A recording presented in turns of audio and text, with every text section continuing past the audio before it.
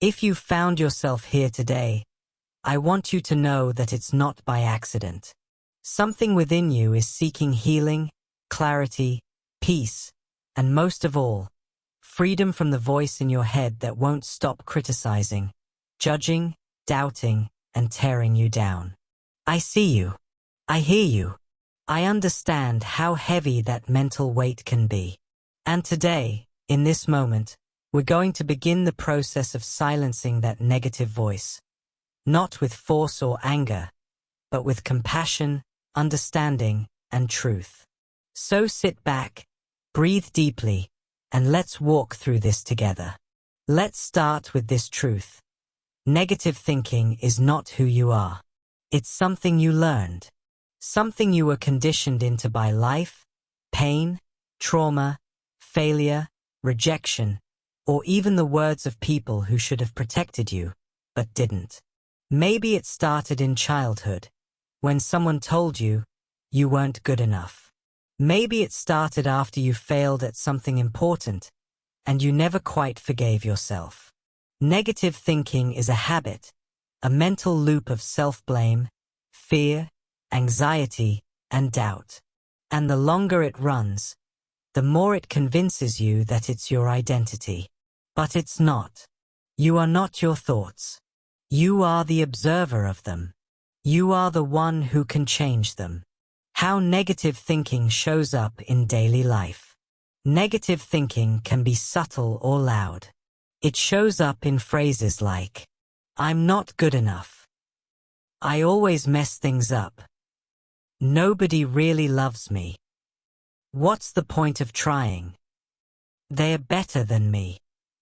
These thoughts may seem harmless at first, but repeated often enough, they begin to shape your beliefs, then your behaviors, then your whole life. You start shrinking yourself. You don't take opportunities. You sabotage relationships. You talk yourself out of your own greatness. That's the real danger of negative thinking. It kills your spirit long before it affects your reality. Our brains are wired for survival, not happiness. That means we naturally remember pain more than pleasure, failure more than success, criticism more than praise. It's called the negativity bias. But here's the good news. Neuroscience also proves that we can retrain the brain. Through neuroplasticity, your brain can create new pathways of thought. You can literally rewire your mindset. And the first step is awareness. When you catch yourself thinking, "I'm not enough," pause. Interrupt the loop. Say, "That's just a thought, not a fact." And replace it with a truth. "I am learning. I am growing. I am worthy of love and success." This takes time. But every time you do it, you weaken the old negative pathway and strengthen a new one. Let's talk about triggers. Negative thoughts often spike when we feel tired, hungry, lonely, rejected, scared, pressured. Recognizing your emotional state helps you take control before the spiral starts. Ask yourself, what am I feeling right now? Name it. Own it. Don't judge it. Then respond with kindness. Maybe what you really need isn't to think harder, but to rest, to eat, to cry, to reach out, to breathe. You are allowed to take care of yourself without guilt.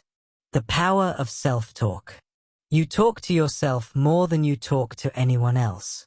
So if your internal voice is cruel, dismissive, or anxious, it's time to reparent that voice.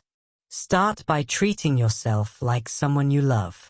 What would you say to your younger sibling, your best friend, or your child if they failed? Would you say, "You're a loser"? No. You'd say, "It's okay. I believe in you. Try again.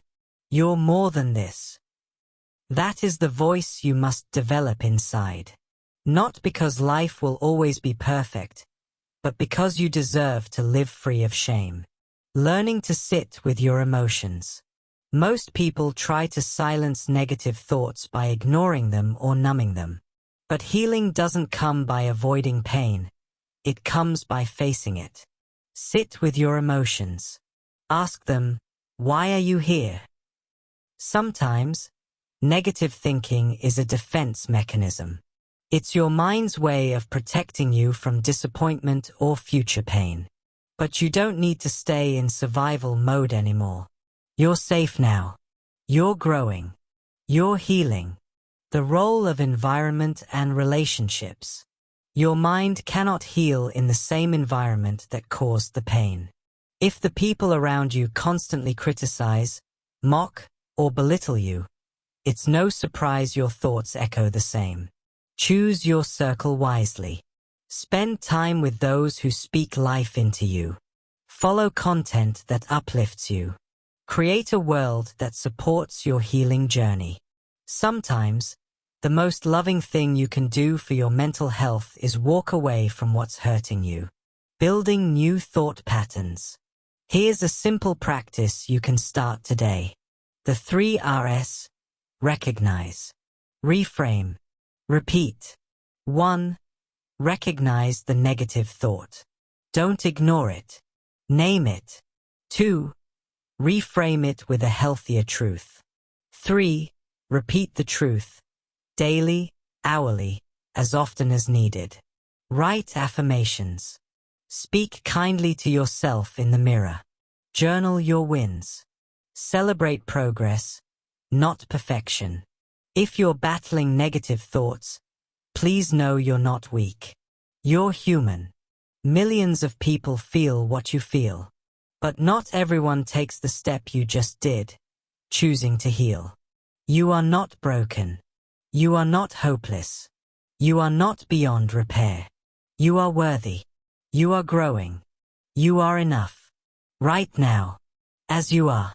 Every time you choose love over fear. Every time you show up despite the doubt. Every time you rewrite a single thought. You're winning. Negative thinking doesn't have the final say. You do. So as you step into the rest of your day, carry this with you. You are not your past. You are not your pain. You are not your thoughts. You are powerful. You are healing. You are transforming. Kill your negative thinking before it kills your dreams, your peace, and your future. Because your life matters. Your voice matters. Your happiness matters. And it all begins in the mind. Stay kind to yourself. And keep going. You're doing better than you think.